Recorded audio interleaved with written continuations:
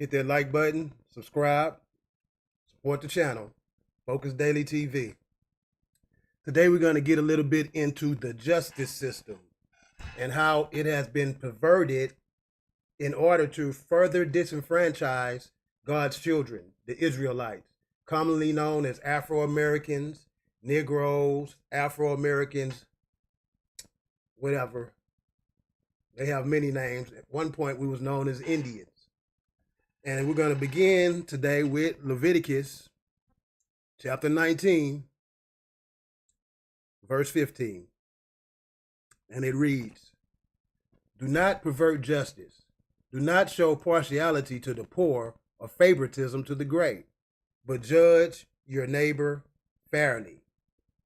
Now, anybody who is familiar with the plight of the so-called Afro-Americans should be familiar with how us as a people are treated by the justice system, whether it be the legislative, judicial, or executive, whether it be the police, the sheriff department, or any of these government agencies, whose whole point is to keep us ideologically subverted so that we won't awaken and take on our true form, take on our true persona, and become who God truly meant us to be. We were once a great people. We once owned and ran this entire continent.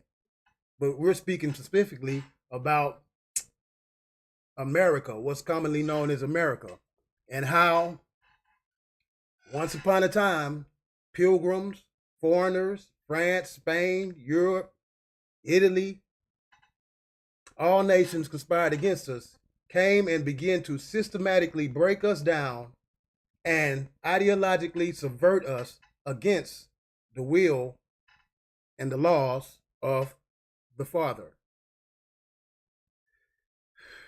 And as usual, we watch little films to further show the information that I'm presenting. I try to keep this sweet and simple and to the point. So I speak about it, and then I present simple imagery, information, documents, or whatever that show the truth of this history that the foreigners perpetrated against us. Today we're going to get into the judicial system once again. So here we go. Let me get my headphones.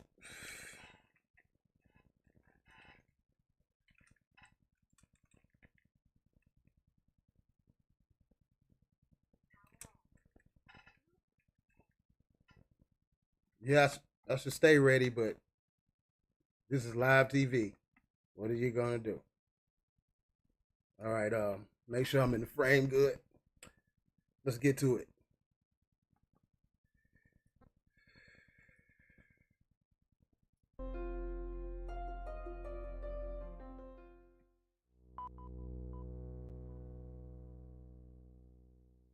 I think most Americans believe that after you commit a crime and pay your debt to society, the punishment ends.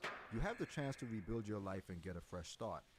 Now, I frequently speak about the 13th and 14th Amendment, how through those legal devices, they crucified us, the natural born people of this land, and resurrected themselves as foreigners into our position. The 13th Amendment states that once you commit a crime, you become a slave, or as we spoke about in the last video, a debt slave. Yeah, that's it. But the reality is much harsher. We punish people with criminal records long after they've paid their debt to society, and we all suffer for it. Even simply being accused of a crime is just the beginning of perpetual punishment. A cycle of legalized discrimination, poverty, and reincarceration, a cycle kept in motion by 47,000. So this is a point. You don't even have to be convicted of a crime to be labeled as a criminal in a legislative way and a spiritual way. Once you're placed into arrest or into custody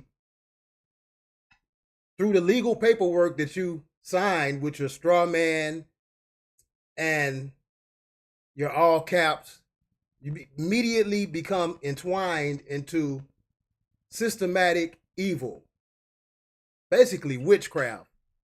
These laws and these parchments and these legalese terms are a sophisticated form of witchcraft that they've placed upon the people. Witchcraft which operates under maritime laws rather than the laws of the land which we were meant to follow.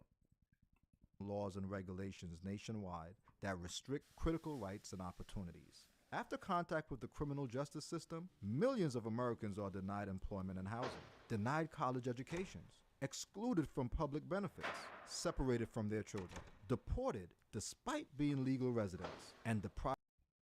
And this type of system that they're speaking of forces us to become even more criminals when we begin to lie, steal, dishonor our neighbors, disrespect our neighbors, disenfranchise each other perpetually,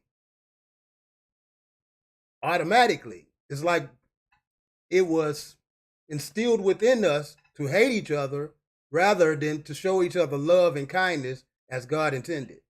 Deprived of the right to vote. These restrictions trap the poor and people of color in invisible cages that extend far beyond prison walls and criminal courts. Cages that lead to a lifetime of obstacles that undermine even the most earnest efforts at rehabilitation and redemption. Cages that send the message, you will never. See, that key word is redemption. By forcing us into this criminal lifestyle that hip hop propagated, the movies, and the legal system itself, by forcing us into that, it makes it hard for us to receive salvation and redemption. So we must turn from our wicked ways, get back into that word. Excuse me. Get back into that word, the Bible, which is not a religion. It's laws and commandments, which the Father expects us all to follow in order to receive true redemption. The ransom already been paid. Be a part of society again. This is not some isolated problem. 95% of all incarcerated people will return home at some point. Each year, more than 600,000 people are released from jails and prisons. That's roughly the population of Boston or Seattle. Millions more are completing non-jail sentences like probation, community service, and the majority of them look just like me, just like us. Or fines. As reentry specialist at Brooklyn Defender Services, a public defense firm representing 45,000 clients per year, I work on the front lines to help people with criminal histories overcome their past and navigate the obstacles of their present so they can build a sustainable future. I try to help folks take responsibility for their own lives, but it's hard to do when the outlook is so bleak. Even for low-level.